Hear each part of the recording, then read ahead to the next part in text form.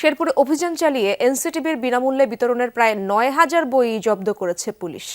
ভোরে গোপন সংবাদের ভিত্তিতে সদরের ধাতিয়াপাড়া এলাকায় অভিযান চালায় পুলিশ। এ সময় ঢাকাগামী একটি পিকআপ থেকে জব্দ করা হয় ৮ম থেকে ১০ম শ্রেণীর বিনামূল্যের প্রায় ৯,০০০ বই।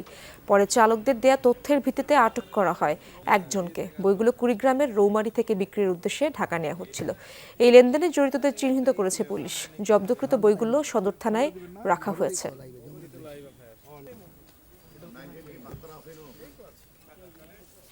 ২৫০টিরও বেশি ডিজাইন অপশন নিয়ে ওয়ালটন স্মার্ট ফ্রিজ, বোঝে আপনার প্রয়োজন।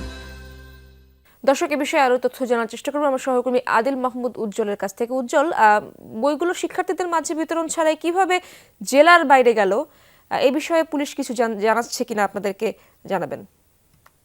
ইশরাত, আপনি জানেন আসলে গত ভোর রাতে আজকে কিন্তু ভোর রাতে যে বইগুলো জব্দ করা হয়েছে গোপন সংবাদের ভিত্তিতে সদর উপজেলার ধাতিয়াপাড়া এলাকা থেকে, আসলে এই বইগুলো আমি যদি আপনাকে একটু দেখাই, বইগুলো এসেছে আমাদের পার্শ্ববর্তী জেলা যে কুড়িগ্রাম, সেই কুড়িগ্রাম জেলার যে রৌমারী আছে, সেই রৌমারী থেকে আমরা যতটুকু জেনেছি পুলিশের কাছে যে সেই পিকআপ ভ্যানটি বইগুলো পাচারের উদ্দেশ্যে শেরপুর সড়ক হয়ে ঢাকা নেওয়ার উদ্দেশ্যে যাচ্ছিলেন এবং সেখানে কিন্তু গোপন সংবাদের ভিত্তিতে বইগুলো আটক করা এবং সেই চালককে জিজ্ঞাসাবাদের এক পর্যায়ে চালকের তথ্য দেওয়া মতো একজনকে কিন্তু আটক করা হয়েছে।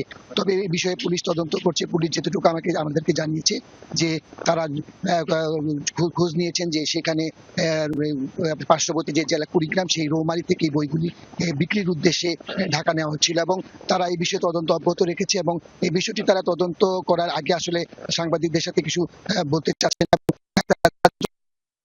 তারা এতটুকু নিশ্চিত হয়েছেন যে বইগুলো ঢাকায় কোনো স্কুলে বা সরকারি প্রাইভেট স্কুলে বিক্রির উদ্দেশ্যেই নেওয়া ছিল এবং সবগুলো বই কিন্তু অষ্টম এবং নবম এবং দশম শ্রেণীর বই এবং এখানে প্রায় ৯,০০০ বই কিন্তু এখানে জব্দ করা হয়েছে। এবং আরেকটি বিষয় আমি আপনাকে যদি বলি, সারা দেশে যখন বইয়ের হাহাকার, তখন এরকম একটি বই আটকের ঘটনায় শেরপুরও কিন্তু চাঞ্চল্যের সৃষ্টি হয়েছে এবং বিষয়টি নিয়ে কিন্তু ইতিমধ্যে অনেক যারা শিক্ষার্থী তাদের গার্ডিয়ানরাও বিস্ময় প্রকাশ করেছে যে বাংলাদেশে যখন এত বইয়ের ক্রাইসিস, ঠিক সেই সময় এই বই আটকের ঘটনায় কিন্তু সবাই হতবাক হয়ে গেছে এবং বিষয়টি আমাকে যতটুকু সদর থানার ওসি জানিয়েছে, এটি নিয়ে তদন্ত চলছে এবং মামলার প্রক্রিয়া চলছে।